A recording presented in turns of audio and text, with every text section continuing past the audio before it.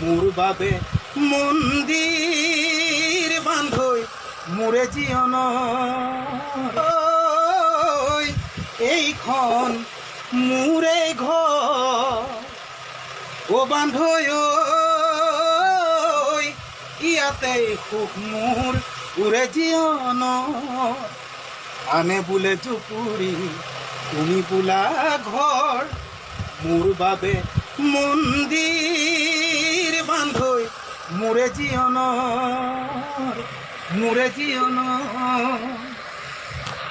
অ বান্ধৈ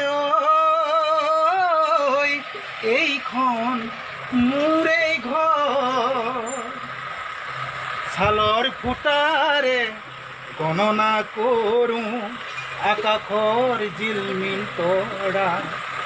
বেৰৰ জলঙাৰে মুক্ত বতাহ পাওঁ নিতৌ গধূলি পুৱা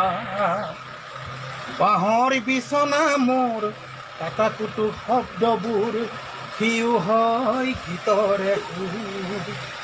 বিচনাত বাগৰি চেনাই কথা ভাবোঁ দেহা মন তাতে পৰে জোৰ অ বান্ধৈ ঘৰৰ এখনি দুৱাৰ সদায় থাকে খোলা সময় পালে বান্ধৈ এবাৰ আহি যাবা ঘৰৰ এখনি দুৱাৰ সদায় থাকে খোলা সময় পালে বান্ধৈ এবাৰ আহি যাবা ও বান্ধৈ এইখন মোৰে ঘৰ ৰাজীৱ শদিয়াৰ গোটেই প্ৰসংগটোত আমি যদি ভিলেইন বা খলনায়কৰ এটা যদি ৰূপ থাকে ন এখন চিনেমা যেতিয়া হয় তাতে কোনোবা হিৰো হয় কোনোবা এটা ভিলেইনৰ ৰূপ এটা ল'বলগীয়া হয় আৰু এই গোটেই ৰাজীৱ শদিয়াৰ যিটো বিষয় এতিয়া প্ৰসংগ এটা আমাৰ সামাজিক মাধ্যম চৰ্চাত আছে জাতীয় এটা জোকাৰণি বুলি কৈছে আমাৰ কৃষক মুক্তিৰ সম্পাদক ডাঙৰীয়াই এই গোটেই জোকাৰণিটোত খলনায়কৰ ভূমিকাটো আজিৰ তাৰিখত আমাৰ জুবিন গাৰ্গ ডাঙৰীয়াদেৱে স্পষ্টভাৱে লৈছে এতিয়া আমি খলনায়কজনক এটা কথা স্পষ্ট কৰি দিছোঁ যে আপুনি এই ধৰণৰ কথা বতৰাবিলাক যে কৈ আছে আপুনি জানে যে আপোনাক উজনি মানুহে কেনেকুৱা মৰম কৰে আপোনাৰ কণ্ঠ ভাল হোৱাৰ কাৰণে হোক আপুনি অন্ততঃ যিটো প্ৰাপ্য সেই প্ৰাপ্যটোৰ কাৰণে হোক আপোনাক ইমান ধুনীয়াকৈ মৰম চেনেহেৰে উপচাই দিয়াৰ পিছত আপুনি কৰি থকা এই ধৰণৰ উদ্ভণ্ডালিবিলাকে এনেকুৱা ধৰণৰ বদমাচি কাৰবাৰবিলাকৰ কাৰণে আপুনি আপোনাৰ যিটো ফ্ৰেণ্ড ক্লাব বুলি গঢ় লৈ উঠিছে আপোনাৰ বন্ধুত্ব বাঢ়ি বাঢ়ি গৈ আছে আপোনাৰ অনুসৰণ কৰা মানুহৰ সংখ্যাবিলাক বাঢ়িছে এতিয়া কিন্তু এই কথা বতৰাবিলাকে আপোনাৰ সেই সংখ্যাবিলাক কমাই আনিব তাকৰ কৰি আহিছে এতিয়া আপোনাৰ হৈ ওকালতি কৰিবৰ কাৰণে সামাজিক মাধ্যমত মানুহৰ সংখ্যাবিলাক কমিছে এতিয়া আপুনি খুলিব নোৱাৰে সামাজিক মাধ্যমত এতিয়া আপোনাক লৈ এটা বেলেগ ধৰণৰ এটা পৰিৱেশ এটা হৈ আছে মোৰতো ভয় লাগিছে আকৌ সেই অলপতে যে শেহতীয়াকৈ এবাৰ যে বিতৰ্কত যেতিয়া জুবিন সোমাই পৰিছিলে পত্নীয়ে যে লিখিবলগীয়া হৈছিলে হেং কৰি দিয়া মানুহজনক বুলি এতিয়া আকৌ চাগে পত্নী উঠি আহিব লাগিব যে জুবিন গাৰ্গক বচাবৰ কাৰণে এতিয়া আৰু আপোনাক উজনিত যি ধৰণৰ এটা পৰিৱেশ নিৰ্মাণ হৈছে ভালেবিলাকে লিখিবলৈ আৰম্ভ কৰিছে যে উজনিৰ প্ৰগ্ৰেমবিলাকত জুবিনক বয়কট কৰিব লাগে আমি এইবিলাক কথা বতৰা আমাৰ মুখেদি কোৱা কথা নহয় এই কথা বতৰাবিলাক সামাজিক মাধ্যমত চৰ্চিত বিষয় তো এই ধৰণৰ কথাকাণ্ডবিলাক হ'বলৈ গ'লে বিভিন্ন ঠাইত লিখা মেলা আৰম্ভ কৰিছে যে আপুনি যি ধৰণৰ এটা প্ৰটেষ্টৰ মুখামুখি হ'ব যি ধৰণৰ এটা প্ৰতিবাদী কাৰবাৰৰ মুখামুখি হ'ব আপুনি কিন্তু অতি শীঘ্ৰেই গোটেই এই আমাৰ ৰাজীৱ শদিয়াৰ যিটো প্ৰসংগ এই প্ৰসংগটোত ক্ষমা খোজাটো জৰুৰী আপুনি এজন মৃত মানুহৰ ক্ষেত্ৰত এজন স্বৰ্গগামী হোৱা মানুহৰ ক্ষেত্ৰত এনেকৈ কথা বতৰাবিলাক নকয়তো অন্ততঃ আপুনি সহানুভূতিৰে কথা বতৰাবিলাক ৰাখক ঠিক আছে আপুনি চিনি নাপায় এতিয়াতো আপোনাৰ লগত গান কৰা আপুনি নিজেই 14 চনত প'ষ্ট কৰিছে এইবিলাক কিয় এতিয়া ভাইৰেল হ'বলগীয়া হৈছে আপোনাৰ লগত 12 চনত আপুনি ৰাজীৱ শদিয়াই গোটেই কথা সুৰ কৰিছে আৰু আপুনি গাইছে সেই ধৰণৰ কথা বতৰাবিলাক আজি তাৰিখত আহি আছে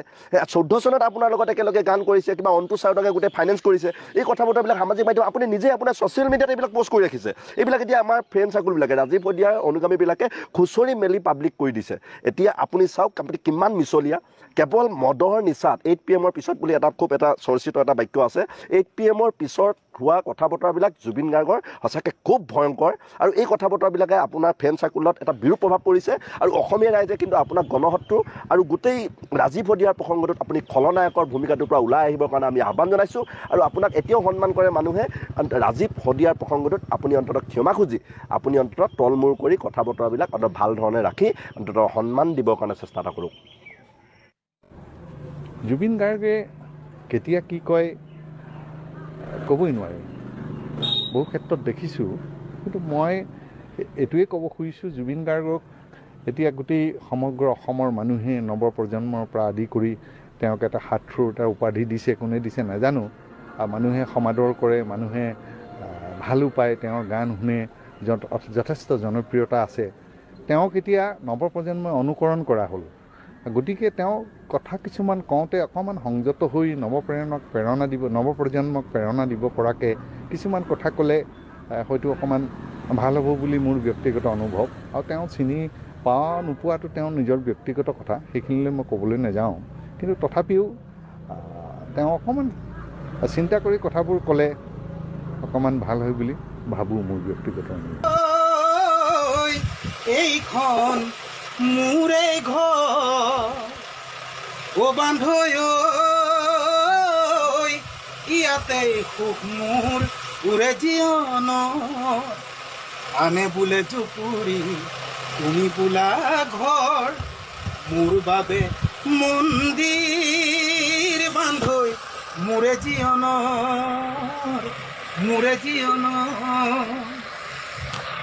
অ বান্ধৈ এইখন মোৰে ঘৰ ছালৰ ফুটাৰে গণনা কৰোঁ আকাশৰ জিলমিল তৰা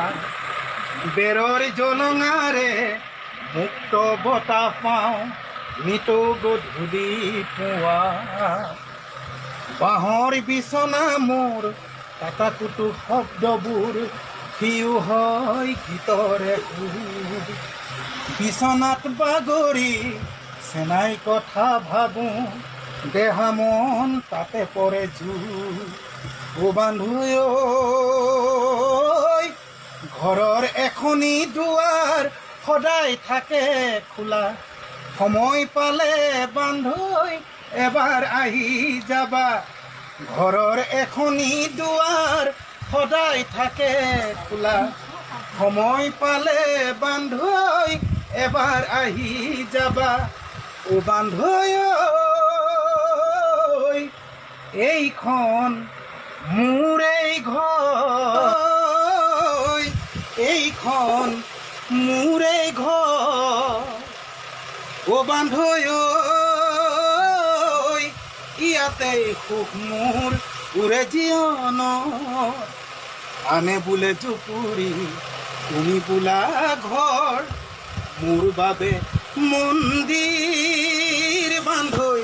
মোৰে জীৱন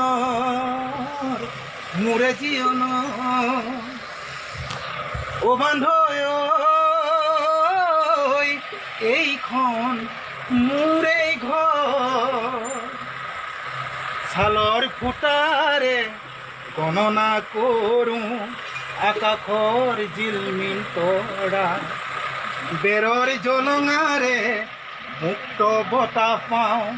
নিতৌ গধূলি পুৱা বাঁহৰ বিচনা মোৰ কাটাকুটু শব্দবোৰ সিও হয় গীতৰে সুৰ বিচনাত বাগৰি চেনাই কথা ভাবোঁ দেহা মন তাতে পৰে জোৰ অ বান্ধৈ ঘৰৰ এখনি দুৱাৰ সদায় থাকে খোলা সময় পালে বান্ধৈ এবাৰ আহি যাবা ঘৰৰ এখনি দুৱাৰ সদায় থাকে খোলা সময় পালে বান্ধৈ এবাৰ আহি যাবা অ বান্ধৈ এইখন মোৰে ঘৰ।